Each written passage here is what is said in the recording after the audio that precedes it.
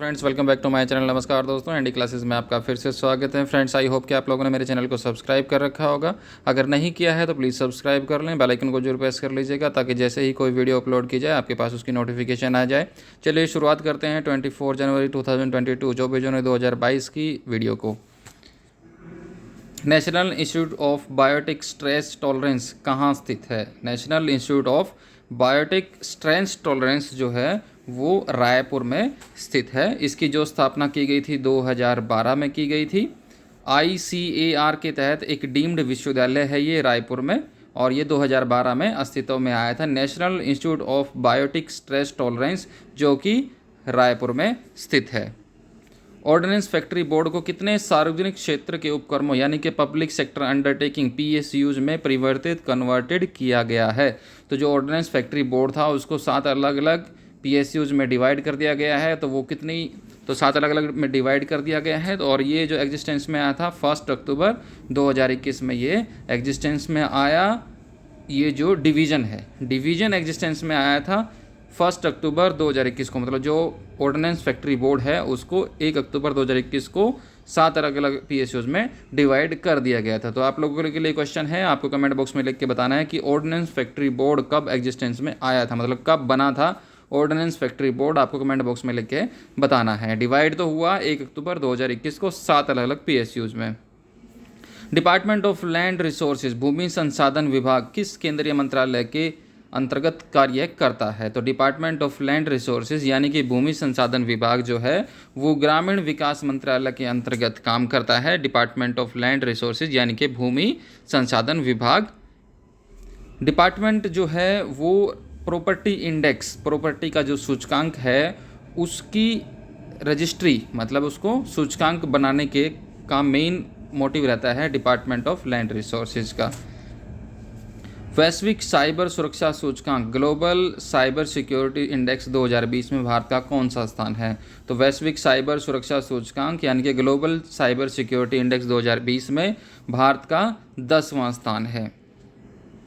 और ये जो ग्लोबल साइबर सिक्योरिटी इंडेक्स है वो इंटरनेशनल टेलीकम्युनिकेशन यूनियन ITU जो कि एक यूनाइटेड नेशंस बॉडी है उसके द्वारा जनरेट किया जाता है। ये सूची बनाई जाती है वैश्विक साइबर सुरक्षा सूचकांक के। किस देश ने सी ब्रेकर नामक स्वायत्त लंबी दूरी की मिसाइल प्रणाली यानी कि autonomous long range missile system जिसका नाम है सी ब्रेकर को लॉन्च किया है? तो वो देश कौन सा है? वो देश है इजराइल, जिसने सी ब्रेकर नाम की स्वायत्त लंबी दूरी की मिसाइल यानी कि autonomous long range missile system को लॉन्च किया है। वो देश है इजराइल। जमीन और सतह दोनों से दोनों जहाज़ों को दागा जा सकता है। ज़मीन के जहाज़ हों या फिर सतह के जहाज़ हों, उन दोनों को दागा जा सकता है। किस मेट्रो सेवा ने भारत की पहली UPI आधारित कैशलेस पार्किंग शुरू की है? तो कौन सी वो मेट्रो सेवा है देश की जिसने पहली UPI आधारित कैशलेस पार्किंग शुरू की है? तो वो है दिल्ली मेट्रो, जिसने पहली UPI आधारित कैशलेस पार्किंग शुरू की है। और ये जो है मल्टी मॉडल इंटीग्रेशन पहल के हिस्से में यह सुविधा देश में पहली बार शुरू की गई है किसी मेट्रो सिस्टम के द्वारा। भारत में राष्ट्रीय फोरेंसिक विज्ञान विश्वविद्यालय कहाँ स्थित है? भारत में राष्ट्रीय फोरेंसिक विज्ञान विश्वविद्यालय जो है वो अहमदाबाद में स्थित है। Khadi and village industries commission किस वर्ष गठित किया गया था? Khadi and village industry commission किस वर्ष गठित किया गया था? तो ये जो है 1957 में गठित किया गया था खादी और विलेज इंडस्ट्री कमीशन। और ये जो है एक्ट था जो पार्लियामेंट का, khadi and village industrial commission act of 1956। तो 1956 में एक्ट आया था और 1957 में जो है khadi and village industry commission को गठित किया गया था।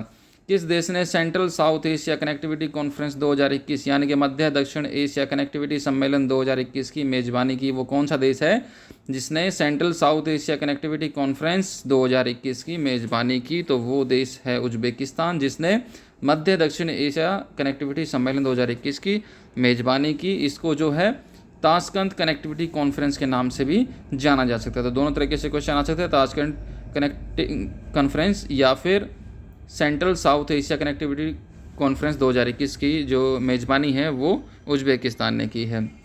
मनुष्यों में मंकी पॉक्स का पहला मामला 1970 में किस देश में दर्ज किया गया था। ये क्वेश्चन अभी क्यों इंक्लूड किया जा रहा है, 1970 का है, लेकिन अभी इंक्लूड क्योंकि हाल फिलहाल में यूके और यूएसए दोनों जगह इसके केसेस आ रहे हैं, इसलिए इसको इंक्लूड किया गया है। हो सकता है आपके एग्जाम में पूछा जाए। तो मनुष्यों में मंकी पॉक्स का पहला मामला 1970 में किस देश में दर्ज किया गया था। तो ये कांगो लोकतांत्रिक गणराज्य में दर्ज किया गया था। हाल ही में टेक्सास में, अमेरिका के टेक्सास में भी मंकी पॉक्स का एक दुर्लभ मामला सामने आया है। किस देश ने भारत को MH-60R बहुउद्देशीय हेलीकॉप्टर की आपूर्ति की है। तो वो कौन सा देश है जिसने MH-60R बहुउद्देशीय हेलीकॉप्टरों की आपूर्ति की है भारत को। तो वो देश है USA, जिसने MH-60R बहुउद्देशीय हेलीकॉप्टरों की आपूर्ति की है भारत को। और इन हेलीकॉप्टर्स को जो है लॉकहीड मार्टिन कॉर्पोरेशन के द्वारा बनाया गया है।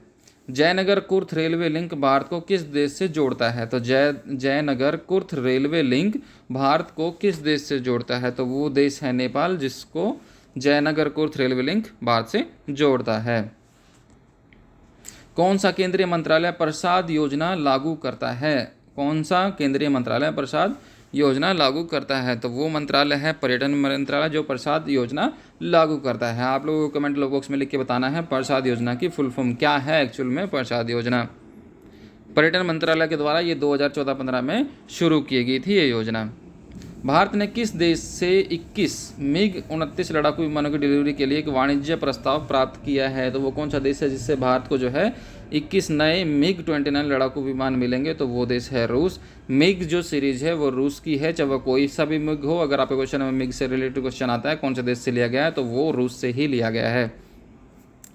तो हम जो हैं टेलीग्राम फेसबुक पर भी अवेलेबल हैं। अगर आप चाहें तो हमसे जुड़ सकते हैं फेसबुक पेज या टेलीग्राम पर। लिंक आपको वीडियो के डिस्क्रिप्शन में मिल जाएगा। ये सभी वीडियो जो आप अपने स्क्रीन पे देख पा रहे हो, इन सब रिलेटेड से वीडियोज़ हमारे चैनल पे अवेलेबल हैं, आप चाहें तो देख सकते हैं। ठीक है फ्रेंड्स, ये कुछ क्वेश्चंस का सेट था। अगर आपको वीडियो पसंद आई तो लाइक जरूर करें, शेयर सब्सक्राइब करना ना भूलें। Thanks for watching. बने रहिए मेरे साथ, ऐसे ही वीडियो आती रहेंगी।